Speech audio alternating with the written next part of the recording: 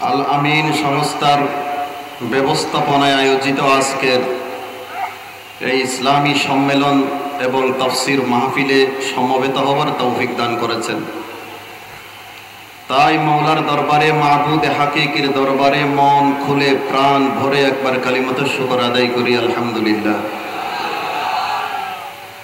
মাহফিল পরিচালনা কমিটির পক্ষ থেকে আমাকে বিষয় দেওয়া হয়েছে ব্যবসা সম্পর্কে আলোচনা পেশ করার জন্য। এই আলোচনা শুরু করার পূর্বে বর্তমান পরিস্থিতি নিয়ে কিছু কথা আপনাদের সামনে তুলে ধরতে চাই। আমরা সকলেই জানি ফিলিস্তিনের মুসলমানদের উপর ইহুদিদের বড় বড় হামলা চলছে। ইহুদি কারা, এদের আকীদা, বিশ্বাস এবং চরিত্র কি, বর্তমান সময়ে আমরা যারা মুসলমান আছি আমাদের কি দায়িত্ব, এই তিন প্রশ্নের উত্তর দিয়ে আমি আমার মূল আলোচনায় প্রবেশ করার চেষ্টা করব। ওমা তাওফীকি ইল্লা বিল্লাহ। ইহুদি কাদেরকে বলা হয়? যারা হযরত মূসা আলাইহিস সালাতু ওয়াস সালামের অনুসারী, তাদেরকে বলা হয় ইহুদি। প্রশ্ন জাগে, আমরা মুহাম্মদুর রাসূলুল্লাহ সাল্লাল্লাহু আলাইহি ওয়াসাল্লামকে অনুসরণ করি, তারা ইহুদিদেরকে অনুসরণ করে। ইহুদিরা মূসা আলাইহিস সালাতু ওয়াস সালামকে অনুসরণ করে, তারা এক নবীকে অনুসরণ করে, আমরা আরেক নবীকে অনুসরণ করি। এতে অসুবিধাটা কি? আমরা তাদেরকে কাফের কেন বলি? এর উত্তরে আমরা বলবো, আমাদের নবী মুহাম্মদুর রাসূলুল্লাহ সাল্লাল্লাহু আলাইহি ওয়াসাল্লামের উপর শরীয়ত নাযিল হওয়ার পর পূর্ববর্তী সব শরীয়ত ক্যান্সেল হয়ে গেছে।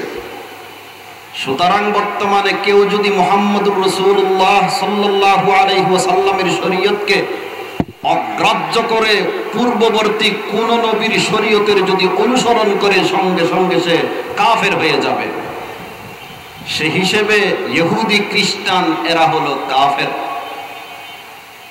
এরা হামলা চালাচ্ছে আমাদের ফিলিস্তিনের মুসলমান ভাইদের উপর।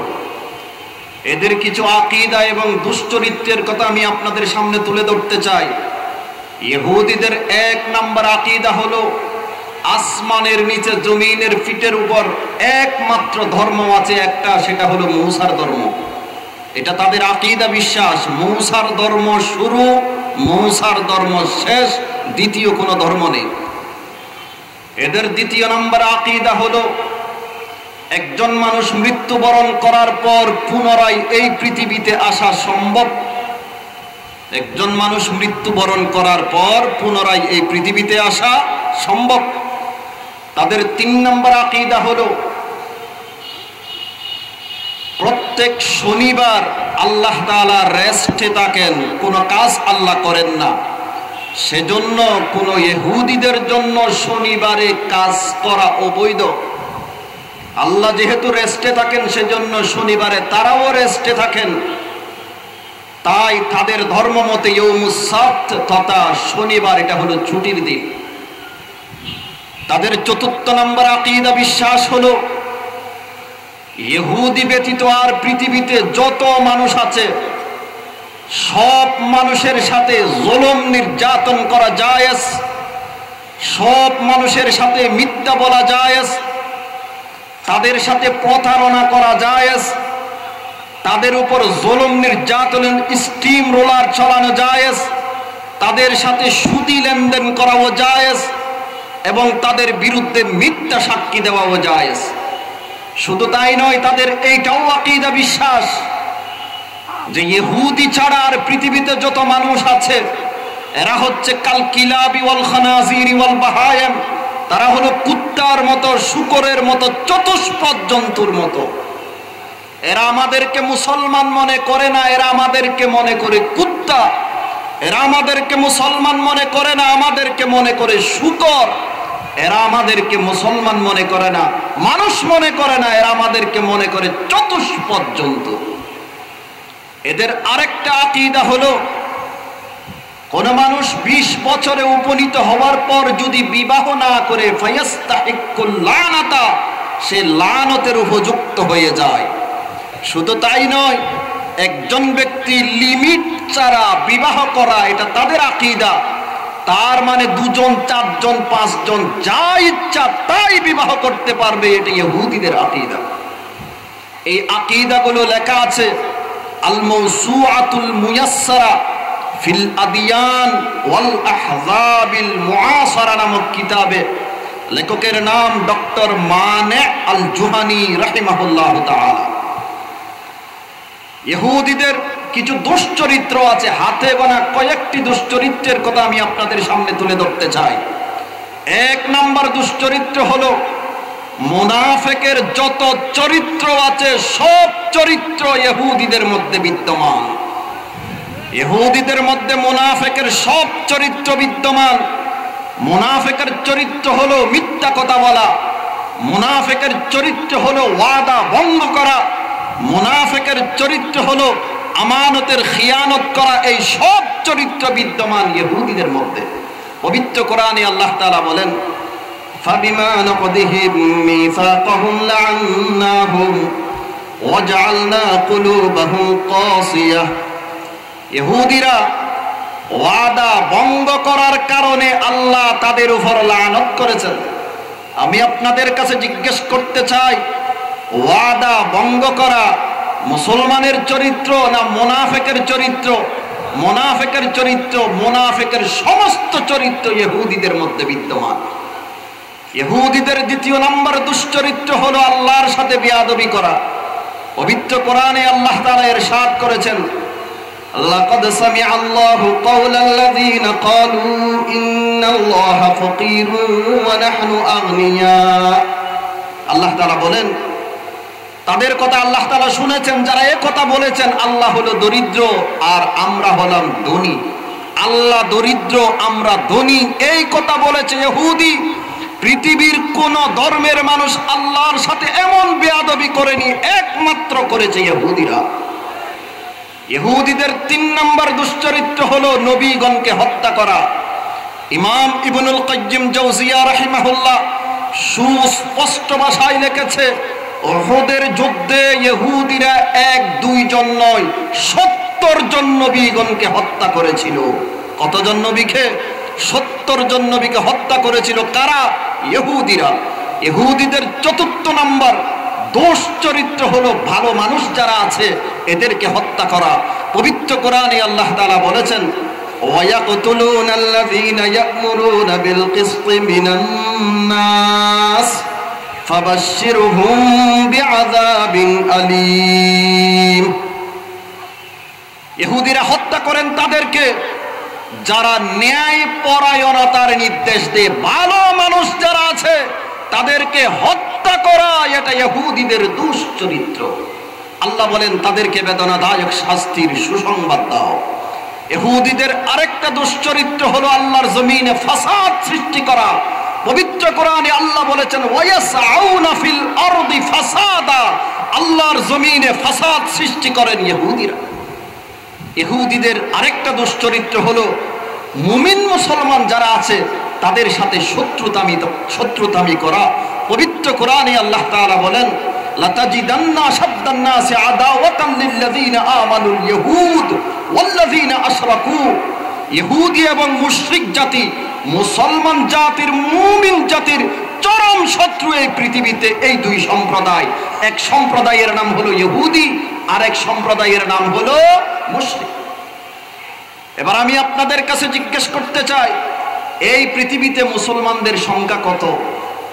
200 কোটি মুসলমান এই পৃথিবীতে আছে, আর ইহুদিদের সংখ্যা হলো 1.25 কোটি। এই 200 কোটি মুসলমান যদি প্রস্রাব করে দেয়, এই 1.25 কোটি ইহুদি প্রস্রাবের ফেনায় উড়ে যাওয়ার কথা। এরপরেও এই পৃথিবীতে মুসলমানরা মার খাচ্ছে ইহুদিদের হাতে, কথা ঠিক কিনা?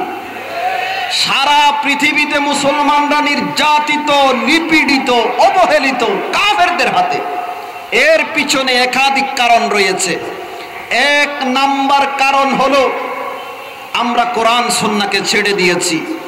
যতদিন পর্যন্ত কোরআনকে আমরা আঁকড়ে ধরেছিলাম, সুন্নাহকে আঁকড়ে ধরেছিলাম ততদিন পর্যন্ত সফলতা আমাদের হাতে ছিল।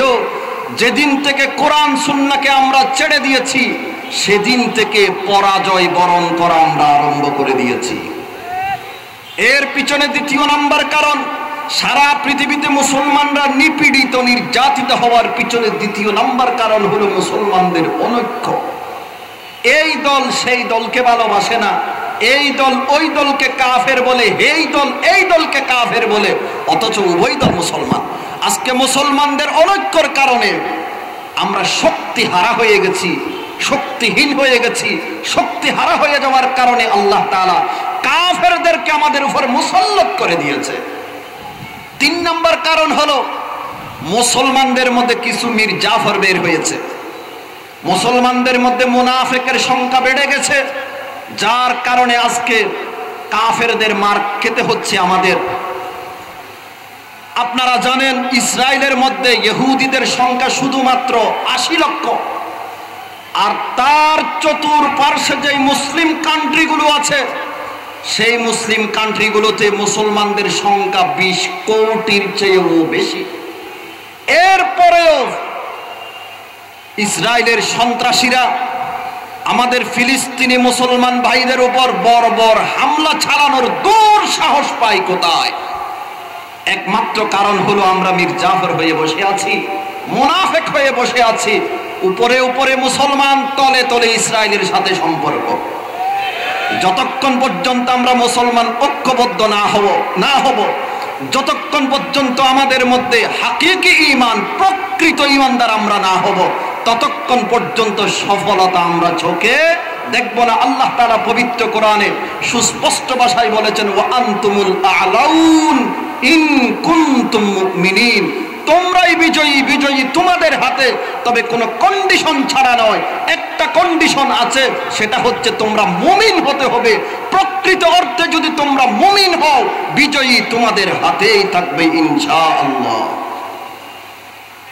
মুহতারাম হাজিরিন, আমার মূল আলোচনার দিকে আমি ফিরে যেতে চাই। পবিত্র কোরআনে আল্লাহ তাআলা ইরশাদ করেছেন, ওয়া আহাল্লাল্লাহুল বাইআ ওয়া হাররামার রিবা, আল্লাহ তাআলা ব্যবসাকে হালাল করেছেন, সুদকে হারাম করে দিয়েছেন। শ্রম দিয়ে রুজি রোজগার করা, এটা নবীগণের চরিত্র। হযরত আদম আলাইহিস সালাতু ওয়াস সালাম চাষাবাদ করতেন, নূহ আলাইহিস সালাম মিস্ত্রি ছিল, দাউদ আলাইহিস সালাম বর্ম বানাতেন, ইদ্রিস আলাইহিস সালাম দর্জি ছিল। আমাদের নবী মুহাম্মদুর রাসূলুল্লাহ সাল্লাল্লাহু আলাইহি ওয়াসাল্লাম পারিশ্রমিক নিয়ে ছাগল চরাতেন। হাদিস শরীফে আছে, বুখারী শরীফের হাদিস, মুহাম্মদুর রাসূলুল্লাহ সাল্লাল্লাহু আলাইহি ওয়াসাল্লাম ইরশাদ করেছেন, মা বাআসাল্লাহু নাবিয়্যান ইল্লা রাআল গনাম, যত নবী রাসূলকে আল্লাহ দুনিয়াতে প্রেরণ করেছেন সকলেই ছাগল চরাইছেন, সকলে ছাগল চরাইছেন। সাহাবায়ে কেরাম জিজ্ঞাসা করলো, ওয়া আনতা ইয়া রাসূলুল্লাহ, আপনিও কি ছাগল চরাইছেন? আল্লাহর রাসূল বলেন, নাম, আমিও ছাগল চরাইছি। কুনতু আরআহা আলা করারিতা লিআহলি মক্কাতা, মক্কাবাসী যারা আছে মক্কাবাসীদের থেকে পারিশ্রমিক নিয়ে, মজুর নিয়ে আমি মুহাম্মদুর রাসূলুল্লাহ সাল্লাল্লাহু আলাইহি ওয়াসাল্লাম ছাগল চরাইতাম। এই ছোট ছোট কাজগুলো করে নবীগণ উম্মতদেরকে শিক্ষা দিয়েছেন, শ্রম দিয়ে রুজি উপার্জন করা এইটাই হচ্ছে ইজ্জতের কাজ, এইটাই হচ্ছে সম্মানের কাজ। আর রুজি উপার্জনের জন্য ভিক্ষাবৃত্তি করা, মানুষের কাছে হাত পাতানো, এর চেয়ে জিল্লতি পৃথিবীতে আর কিছু হতে পারে না। হাদিস শরীফে আছে, মুহাম্মদুর রাসূলুল্লাহ সাল্লাল্লাহু আলাইহি ওয়াসাল্লাম ইরশাদ করেছেন, কোন মানুষ যদি রুজি রোজগার করার জন্য ভিক্ষাকে নিজের পেশায় পরিণত করে, তাহলে কাল হাসরের ময়দানে সে এমন অবস্থায় উঠবে তার চেহারাতে এক টুকরা মাংসও থাকবে না। আল্লাহ তাআলা বলেন, ওয়া আহাল্লাল্লাহুল বাইআ ওয়া হাররামার রিবা, আল্লাহ তাআলা ব্যবসাকে হালাল করেছেন, সুদকে হারাম করে দিয়েছেন। ব্যবসা হালাল হওয়ার জন্য ব্যবসায়ীর মধ্যে মৌলিক তিনটা গুণ থাকতে হবে। ব্যবসা হালাল হওয়ার জন্য ব্যবসায়ীর মধ্যে মৌলিকভাবে কতটা গুণ থাকতে হবে? তিনটা গুণ থাকতে হবে।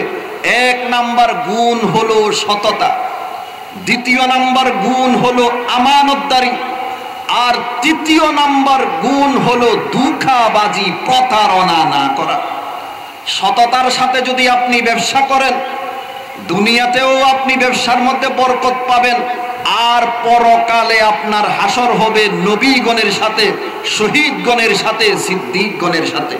হাদিস শরীফে আছে মুহাম্মদুর রাসূলুল্লাহ সাল্লাল্লাহু আলাইহি ওয়াসাল্লামের ইরশাদ করেছেন, ক্বালা রাসূলুল্লাহি সাল্লাল্লাহু আলাইহি ওয়াসাল্লাম, আত-তাজিরুস সাদুকুল আমিন মা'আন নাবিয়্যিন ওয়াস সিদ্দিকিন ওয়াশ শুহাদা আও কামা ক্বালা আন-নাবিয়্যু আলাইহিস সালাতু ওয়াস সালাম। আল্লাহর রাসূল বলেন, সত্যবাদী আমানতদার ব্যবসায়ী তার হাসর হবে নবীগণের সাথে, সিদ্দিকগণের সাথে, শহীদগণের সাথে। আল্লাহ আমাদের ব্যবসায়ী ভাইদেরকে সততার সহিত ব্যবসা করার তৌফিক নসিব করুন। সততা, আমানতদারি যদি আমরা বাস্তবায়ন করতে চাই, মিথ্যা পরিহার করতে হবে, সাথে সাথে মিথ্যা শপথ পরিহার করতে হবে। সততা, আমানতদারি যদি আমরা বাস্তবায়ন করতে চাই, মিথ্যা পরিহার করতে হবে এবং মিথ্যা শপথও কি করতে হবে? পরিহার করতে হবে। মিথ্যা বলা কবিরা গুনাহ, মিথ্যা শপথ করা কবিরা গুনাহ। মিথ্যা শপথ করে যদি আপনি ব্যবসা করেন, কোনো লাভ আছে? ক্ষতি ছাড়া কোনো লাভ নাই। কি ক্ষতি? মিথ্যা শপথ করে বা মিথ্যা কথা বলে আপনি ব্যবসা করলেন, উপার্জিত সমস্ত সম্পদ হারাম। উপার্জিত সমস্ত সম্পদ হারাম। এই হারাম বক্ষণ করে আপনি যদি ইবাদত করেন, আল্লাহর কাছে দোয়া করেন, আপনার দোয়াও কবুল হবে না, ইবাদতও কবুল হবে না। সাথে সাথে হাদিস শরীফে আছে মুহাম্মদুর রাসূলুল্লাহ সাল্লাল্লাহু আলাইহি ওয়াসাল্লাম ইরশাদ করেছেন, যে শরীর হারাম দ্বারা বর্ধিত হয়েছে, ফান্নারু আউলা বিহি, সেই শরীর জাহান্নামের উপযোগী বেশি। হারাম বক্ষণ করে আপনার শরীর যদি বর্ধিত হয়, রক্ত মাংস যদি আপনার শরীরে আসে হারাম বক্ষণের মাধ্যমে, কাল হাসরের ময়দানে জাহান্নাম আপনার জন্য অবধারিত। ব্যবসা হালাল হওয়ার জন্য ব্যবসায়ীর মধ্যে মৌলিকভাবে তিনটি গুণ থাকা দরকার। এক নাম্বার কি বলেছিলাম? সততা। দ্বিতীয় নাম্বার আমানতদারি। সততা আর আমানতদারি বাস্তবায়ন করতে গেলে মিথ্যা পরিহার করতে হবে, সাথে সাথে মিথ্যা শপথও পরিহার করতে হবে। আমাদের সমাজে অনেক ব্যবসায়ী ভাইরা আছে যারা কাস্টমারের সাথে কথায় কথায় মিথ্যা কথা বলে। একটা পণ্য ক্রয় করেছে 700 টাকা দিয়ে, আর কাস্টমারের মধ্যে আস্থা সৃষ্টি করার জন্য তাকে বলতেছে যে আল্লাহর কসম করে বলছি আমার 1000 টাকা কিনা আছে, আর 50 টাকা যদি বাড়াই না দেন তাহলে আমি কি করে চলবো। এই যে মিথ্যা কথা বলেছেন, মিথ্যা কথা বলার মাধ্যমে যেই টাকা পয়সা আপনি উপার্জন করেছেন তা সম্পূর্ণ হারাম, তা সম্পূর্ণ হারাম। আর মিথ্যা শপথের পরিণাম সম্পর্কে আমাদের জানা না থাকার কারণে আজকে আমাদের ব্যবসায়ী প্রতিষ্ঠানগুলোতে মিথ্যা কথা এবং মিথ্যা শপথ রন্দে রন্দে ঢুকে পড়েছে। আমি হাতে গোনা কয়েকটা পরিণাম আপনাদের সামনে তুলে ধরতে চাই। মিথ্যা শপথ করে যদি আপনি ব্যবসা করেন, এক নাম্বার পরিণাম হলো সেটা কবিরা গুনাহ।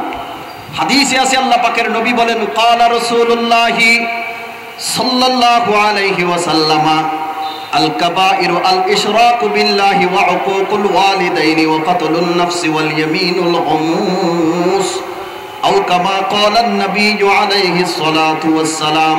আল্লাহ রাসূল বলেন, কবিরা গুনাহ হলো শিরিক গুনাহ করা, মা বাবার নাফরমানি করা, 3 নাম্বার হলো অন্যায়ভাবে হত্যা করা, 4 নাম্বার হলো আল ইয়ামিনুল গুমুস। আল ইয়ামিনুল গুমুসের অর্থ হলো মিথ্যা শপথ করা। আরেকজনের সম্পদ মিথ্যা শপথ করে আত্মসাৎ করা, তার নাম হলো আল ইয়ামিনুল গুমুস। তাহলে মিথ্যা শপথের মাধ্যমে অপরের টাকা নিজের পকেটে ঢুকানো এটা কবিরা গুনাহ। যতক্ষণ পর্যন্ত তওবা না করবেন না, এই কবিরা গুনাহ মাফ হবে না। তওবা করা ছাড়া যদি আপনি ইন্তিকাল করেন, জাহান্নাম আপনার জন্য অবধারিত। আরেক হাদিসে আছে আল্লাহ পাকের নবী বলেন, ক্বালা রাসূলুল্লাহ সাল্লাল্লাহু আলাইহি ওয়াসাল্লাম, সালাসাতুন লা ইউকাল্লিমুহুমুল্লাহু ইয়াওমাল কিয়ামাহ ওয়া লা ইয়ানজুরু ইলাইহিম ওয়া লা ইউযাক্কিহিম ওয়া লাহুম আযাবুন আলীম। ক্বালা আবু যার খাবু ওয়া খাসিরু মান হুম ইয়া রাসূলুল্লাহ? ক্বালা আল মুসবিল ওয়াল মান্নান ওয়াল মুনাফিকু সিলআতাহু বিল হালিফিল কাযিব আও কামা ক্বালা নবী আলাইহিস সালাতু ওয়াস সালাম। আল্লাহ রাসূল বলেন, তিন শ্রেণীর মানুষের সাথে কাল হাসরের ময়দানে আল্লাহ তাআলা কথা বলবেন না, তাদের দিকে রহমতের দৃষ্টিতে তাকাবেন না, তাদেরকে গুনাহ থেকে পরিষ্কার করে নেবেন না। ওয়ালাহুম আযাবুন আলীম, তাদের জন্য আল্লাহ তাআলা বেদনাদায়ক শাস্তির ব্যবস্থা করে রেখেছেন। কয় শ্রেণীর মানুষের জন্য? তিন শ্রেণীর মানুষের জন্য। কি কি শাস্তি? আল্লাহ তাদের সাথে কথা বলবেন না, তাদের দিকে রহমতের দৃষ্টিতে তাকাবেন না, তাদেরকে গুনাহ থেকে পরিষ্কার এবং পবিত্র করে নেবেন না। চতুর্থ নাম্বার, তাদের জন্য আল্লাহ তাআলা বেদনাদায়ক শাস্তির ব্যবস্থা করে রেখেছে। এই শাস্তিগুলোকে সংক্ষেপে বলতে গেলে আমরা এইভাবে বলতে পারি, তিন শ্রেণীর মানুষকে কাল হাসরের ময়দানে আল্লাহ তাআলা মানসিক শাস্তিও দিবে, শারীরিক শাস্তিও দিবে। তিন শ্রেণীর মানুষকে কাল হাসরের ময়দানে আল্লাহ তাআলা মানসিক শাস্তিও দিবে, শারীরিক শাস্তিও দিবে।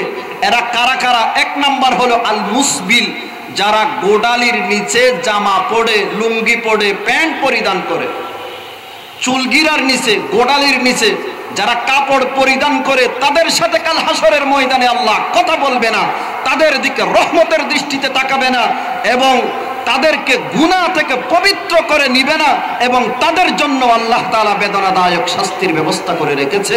দ্বিতীয় নাম্বার হলো ওয়াল মান্নান, যারা মানুষদেরকে খোঁটা দেয়, উপকার করে খোঁটা দেয়। গত বছর তোমাকে না জানি আমি এই কাজ করে দিয়েছি, আমি না থাকলে তোমার কি চাকরি হতো? এই ধরনের খোঁটা যাদেরকে, যে তাদের জন্য উল্লেখিত শাস্তির ব্যবস্থা আল্লাহ করে রেখেছেন।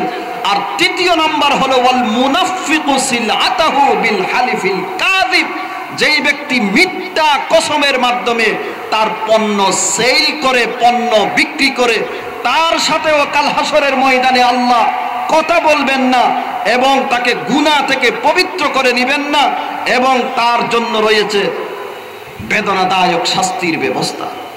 শুধু তাই নয়, যারা মিথ্যা শপথ করেন তাদের ব্যাপারে আরেক হাদিসে আল্লাহর রাসূল সাল্লাল্লাহু আলাইহি ওয়াসাল্লাম ইরশাদ করেছেন, যারা মিথ্যা শপথের মাধ্যমে অন্যর সম্পদ গ্রাস করে, ফাকাদ আউজাবাল্লাহু লাহুন নার ওয়া হাররামা আলাইহিল জান্নাহ, আল্লাহ তার জন্য জাহান্নামকে ওয়াজিব করে দিয়েছে এবং জান্নাত তার জন্য হারাম করে দিয়েছে। ব্যবসা হালাল হওয়ার জন্য ব্যবসায়ীর মধ্যে মৌলিকভাবে কতটি গুণ থাকা দরকার? এক নাম্বার কি বলেছিলাম? এক নাম্বার সততা, দ্বিতীয় নাম্বার আমানতদারি, আর তৃতীয় নাম্বার হচ্ছে ধোঁকাবাজি না করা।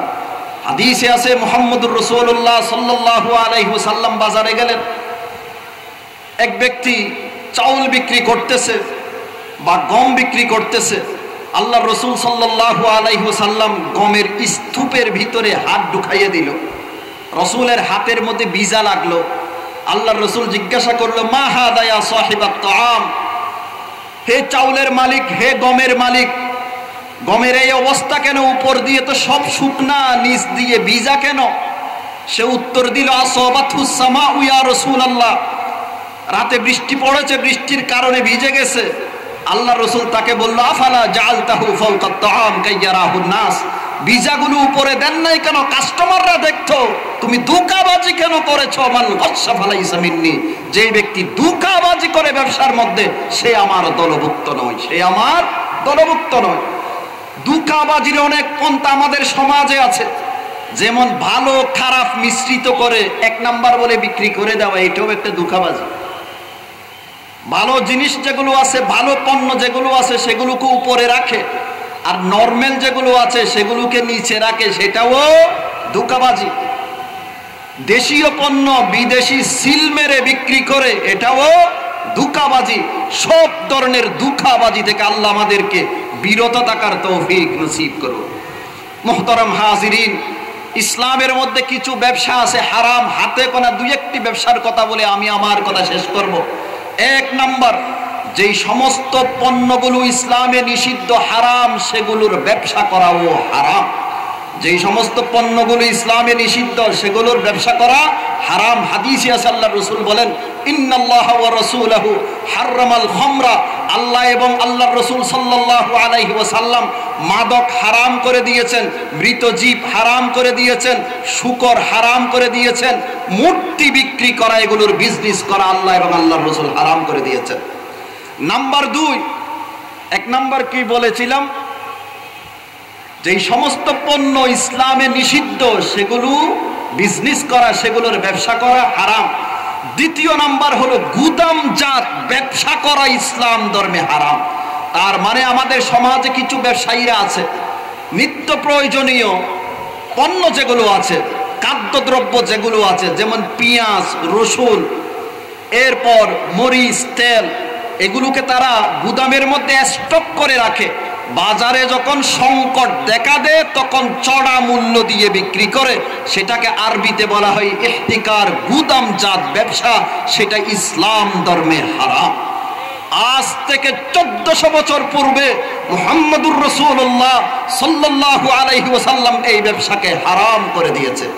বর্তমানে আমাদের সমাজে ব্যবসায়ীদের 30 জন 40 জন সিন্ডিকেট তৈরি হয়ে বার্মা থেকে পেঁয়াজ আসে, ইন্ডিয়া থেকে পেঁয়াজ আসে, সেগুলোকে গুদামজাত করে রাখে। সব পেঁয়াজগুলো কিনে একেবারে গুদামজাত করে রাখলো। 3-4 দিন পর, 1 সপ্তাহ পর বাজারের মধ্যে যখন পেঁয়াজ সংকট দেখা দিল, 30 টাকার পেঁয়াজ তারা 90 টাকা দিয়ে বিক্রি করে। একদিনে আঙ্গুল ফুলে কলা গাছ। এই ব্যবসাটাকে ইসলাম ধর্ম আজ থেকে 1400 বছর পূর্বে হারাম করে দিয়েছেন। হাদিস শরীফে আছে, আল্লাহর রাসূল সাল্লাল্লাহু আলাইহি ওয়াসাল্লাম ইরশাদ করেছেন, যারা গুদামজাত ব্যবসা করে, বিইসাল আব্দুল মুহতাকির, ওই ব্যবসায়ীর মতো খারাপ মানুষ আসমানের নিচে, জমিনের পিঠের উপর আর কেউ নেই। আরেক হাদিসে আছে, মুসলিম শরীফের হাদিস, আল্লাহর রাসূল বলেন, ক্বালা রাসূলুল্লাহি সাল্লাল্লাহু আলাইহি ওয়াসাল্লাম, আল মুহতাকিরু মালউন, আও কামা ক্বালা নবী আলাইহিস সালাতু ওয়াস সালাম। আল্লাহর রাসূল বলেন, যারা গুদামজাত ব্যবসায়ী করে তারা হলো লানত প্রাপ্ত। আরেক হাদিসে আছে, আল্লাহর রাসূল বলেন, ক্বালা রাসূলুল্লাহি সাল্লাল্লাহু আলাইহি ওয়াসাল্লাম, লা ইয়াহতাকিরু ইল্লা খাতি, আও কামা ক্বালা নবী আলাইহিস সালাতু ওয়াস সালাম। আল্লাহর রাসূল বলেন, অপরাধী ছাড়া এই পৃথিবীতে গুদামজাত ব্যবসা আর কেউ করতে পারে না। একমাত্র অপরাধী যারা, তারাই এই পৃথিবীতে গুদামজাত ব্যবসা করে। আর অপরাধীকে আরবিতে বলা হয় খাতি।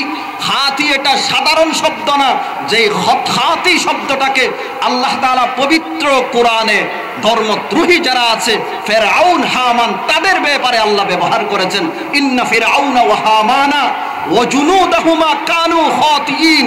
ফিরআউন, হামান, তাদের সৈন্য যারা আছে, আল্লাহ বলেন তারা অপরাধী ছিল। যেই শব্দটাকে আল্লাহ তাআলা পবিত্র কোরআনে ধর্মদ্রোহীদের ব্যাপারে ব্যবহার করেছেন, একই শব্দটাকে মুহাম্মদুর রাসূলুল্লাহ সাল্লাল্লাহু আলাইহি ওয়াসাল্লাম গুদামজাতকারী ব্যবসায়ী যারা আছে তাদের ক্ষেত্রে ব্যবহার করেছেন।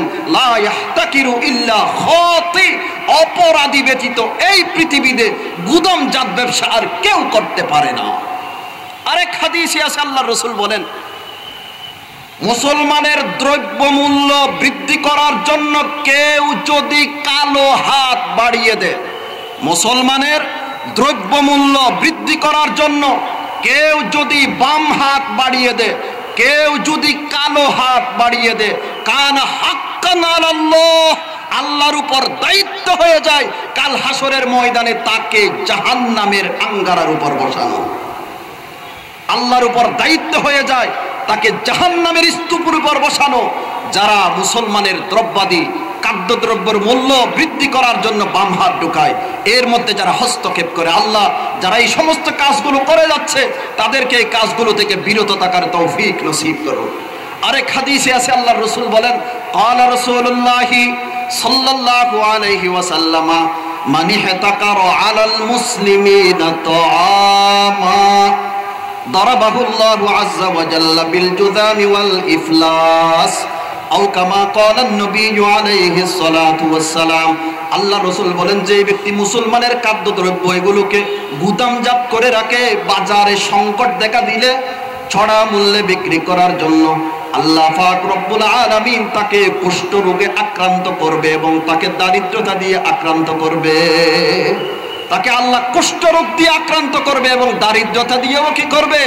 আক্রান্ত করবে। আরেক হাদিসে আছে, মুহাম্মদুর রাসূলুল্লাহ সাল্লাল্লাহু আলাইহি ওয়াসাল্লামের ইরশাদ করেছেন, মান ইহতাকারা তুআমান 40 লাইলাতান, 40 দিন যদি কোনো মানুষ গুদামজাত করে থাকে, পণ্য যদি স্টক করে থাকে, 40 দিন, কতদিন? 40 দিন, 40 লাইলা সম্পদ স্টক করে রেখেছে, খাদ্যদ্রব্য স্টক করে রেখেছে, যখন বাজারে সংকট দেখা দিবে তখন চড়া মূল্যে বিক্রি করার জন্য আল্লাহর রাসূল বলেন, ফাকাদ বারিয়া মিনাল্লাহ ওয়া বারিয়া মিনহু, আল্লাহ তাআলা তার থেকে মুক্ত, সেও আল্লাহ থেকে মুক্ত। তার কোনো দায় দায়িত্ব আল্লাহর উপর নেই, তার কোনো দায় দায়িত্ব আল্লাহর উপর নেই। এই সমস্ত ব্যবসাগুলো থেকে আল্লাহ পাক রব্বুল আলামিন আমাদের ব্যবসায়ী ভাইদেরকে হেফাজত করুন। বলুন তো, ব্যবসা হালাল হওয়ার জন্য মৌলিকভাবে কতটি শর্ত? মৌলিকভাবে 3টি শর্ত আবশ্যক।